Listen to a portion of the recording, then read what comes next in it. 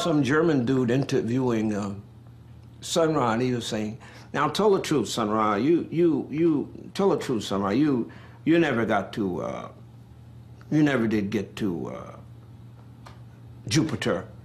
You never been to Jupiter." He said, "Sun Ra said, that's true, but I've been to Saturn." The last planet I remember is planet Saturn. I'm from there. I've been to Jupiter too, but I didn't go by myself.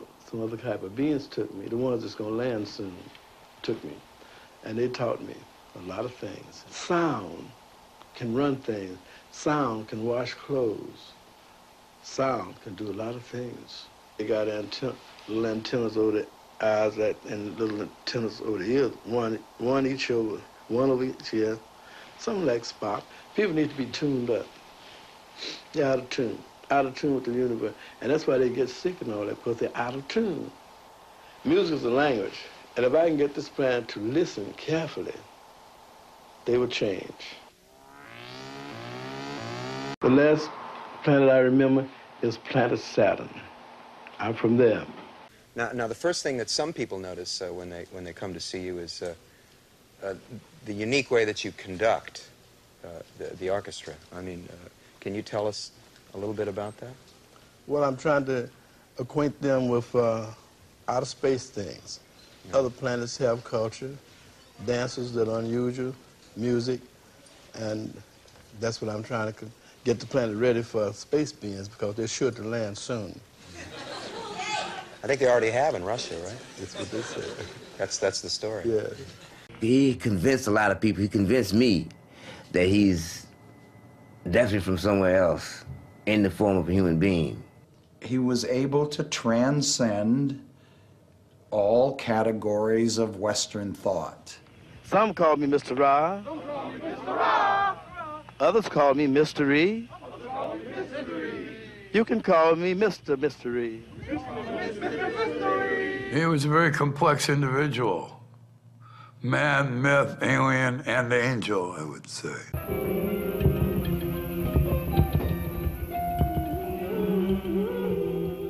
Eventually, he fell in with a group of intellectuals committed to researching the ancient history of black people and to consider radical alternative futures in the coming space age. They called themselves Infinity Inc. and helped finance his band and his record label. Now, I was just like everybody else when I first came on this planet. I didn't know anything, completely ignorant. As I look back over my childhood, I'm amazed at how ignorant I was.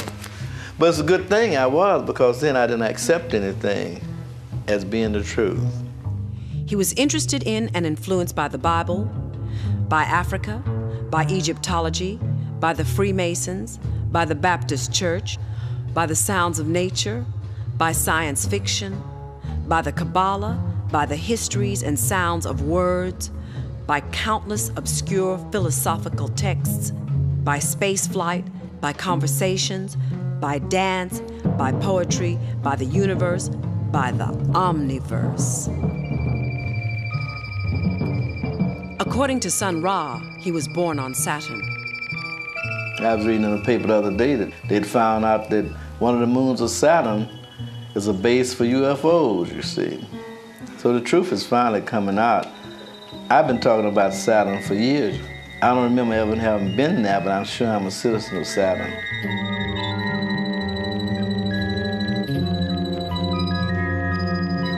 He did get a passport which said that he was not born of Earth, that he was from Saturn. They got little antennas over the eyes and little antennas over the ears, one each over, one over each ear, something like Spock. Man might have come from God. Why couldn't he have come from Saturn? I don't think it's an altogether outlandish position. It's difficult to prove. In the early 90s, Sun Ra had a series of strokes. The first was fairly devastating.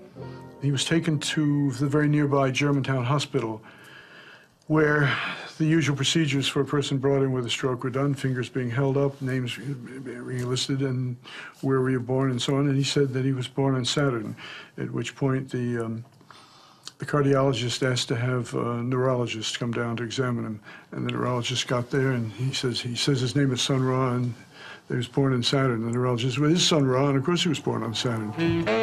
Sun Ra has been exposed to some of the strangest bits of information on this planet. For example, he was an avid reader, and then there were people that would send him information from all around the world in regards to mysticism, numerology, Egyptology, the occult, you know, white magic, black magic, magic, eternal darkness magic. One time somebody said, well, Sun Ra, how much does the world weigh? I said, well, Jackson, go get me the space book. Because I think some people on this planet are going to wake up to realize that it's the unknown that they need to know in order to survive. And if anyone in Saugerties or that vicinity notices anything unusual in the air tonight, such as an astral sonic aria or an extraterrestrial rhythmic movement, it may have to do with the presence of Sun Ra and his 17-piece orchestra at the getaway tonight. Sun Ra is a man of his own music, mixed with the influences of Ellington, Henderson, Basie, Monk, and maybe a little Beethoven and E.T. His albums speak and play of the other worlds yet to be discovered, but all too familiar to Sun Ra, though he wouldn't really categorize his music as out of this world. It kept advancing to the state where it is now, omniverse music, and it's a bridge to something better for this planet beyond the goodness that they've been dealing with. It's something better than good. Sun Ra came into this planet in Birmingham, Alabama, sometime in the first third of this century, and while that was not his given name, he has taken it for a most logical reason. Well, Sun Ra is my own creation because I registered as a business in New York City, so it wasn't born at all. It's a business. And then I saw that a lot of people came on this planet trying to help humanity, religionists, and also philosophers and educators and preachers. They weren't able to do anything. So I decided that I wanted to help humanity, so I just help it under the name of a business, the business of Sun Ra, because there ain't nobody's business if I do, you know. Sun Ra, like his music from another planet, though his roots are clearly from the south. You probably could never catch up with him because Sun Ra is over 70 years old now, and he's still performing. He's still performing, and he's still making headlines. You see, there are two camps when it comes to opinions about Sun Ra. One camp always attests to his musical greatness and the fact that he's a jazz pioneer. And the other camp can't seem to get over the fact that Sun Ra maintains that he's from another planet, Saturn to be exact, and he's here with a musical mission. Well, I spent a long time with Sun Ra recently having a conversation about life and death and the mysterious forces, and the only thing that I can truly attest to myself is that Sun Ra is indeed out of this world. I don't know if you really like it when people throw old quotations at you or not, but one of the things you said was, which was really interesting to me, was that music is not free. It has all kinds of limitations. And there was Well, it's like people, they're not really free. They think they are. Uh-huh. What's binding them then? Some other force. Uh-huh. Which force? A very mysterious force. Would I understand it? Well, it's hard to understand them, but people have gotten away from that because they think they're modern. But they just like an oak tree today saying that it just started. What just started? Oak tree. Okay. I'm sorry, I don't know. It came from a seed. Uh-huh. Whatever people are, they came from somewhere. And somewhere is a big question mark. But you know where you're from. Yes, from another dimension. Can you tell me about the music you make? Well, the music is about feeling. It's not about what I know. It's about what I feel. When we lose feeling, then we're really dead. Most people on this planet have no feeling anymore. But they don't care about each other. They get into religion and philosophy. And they think that'll do it, but it hasn't done it yet. The more you learn, the less you know. That's the way it's been with me. But then out of nowhere comes some answers, some things it makes it more mysterious than ever. Like I went to Turkey. The people in Turkey gave me some literature that they got from outer space. And then, the most fantastic, the space people said they got in touch with them because of vibrational similarity. And they hadn't been able to do it before, but with the computers in the sky and the satellites, they were able to reach Turkey.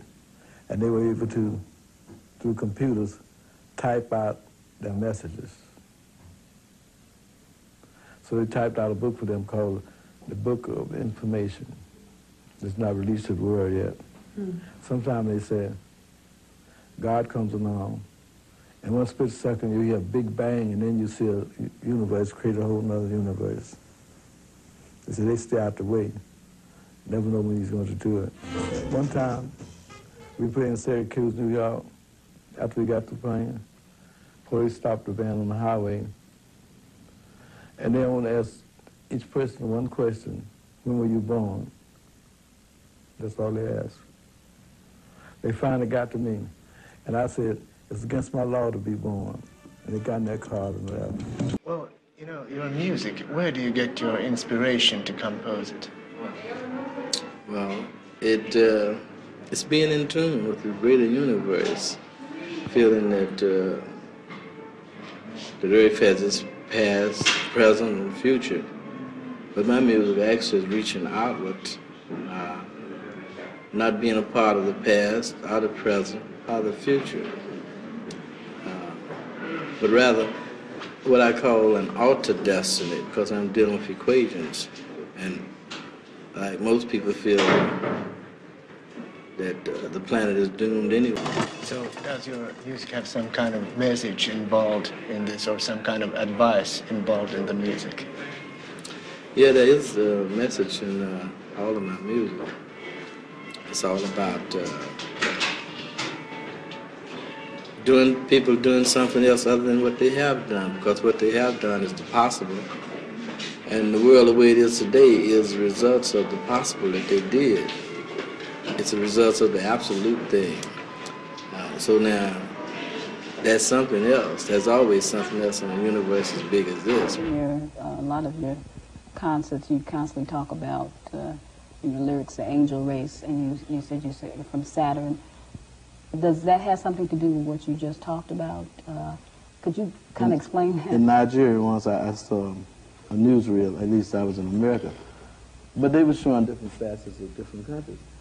And then they showed a picture of some people, some black people in Nigeria. They were standing at the river, dressed in robes, and they said these people said they belong to the angel race. They look just like black people over here. And then they were going through some kind of ceremony. They would take water out of the Atlantic Ocean and put it in a bottle, and they would sprinkle it over the ocean and say, this is for our brothers and sisters who were stolen and taken away across the waters. Now, they're angels. A lot of black people here are angels because they're going through the ceremony. Now, they call themselves cherubim and seraphim. That's how all the angels. When I went to Nigeria, I was looking for them. I found them, but I couldn't find the leaders to ask them any questions. And there's a lot of other black people with me who were materialistic, and spiritual beings always hide from that kind. They insisted on going, so I didn't see anybody. So it sounds like you're talking about a certain spirituality in what we're all about as human beings. Could you elaborate on it? Well, see, you got the human race, you got the angel race. That's why I'm making a distinction. You know, I'm not human because to err is human. I don't make myself down as making errors. Human beings it's natural for a human being to make an error. They said so. So why should I be? I'm talking about precision and discipline. Human beings are talking about freedom and other things. It don't concern me. I never had any freedom. And I never saw anybody else with any. I'm not interested. I've seen a lot of black people get killed talking about freedom and liberty. But I know it's taboo for white people too.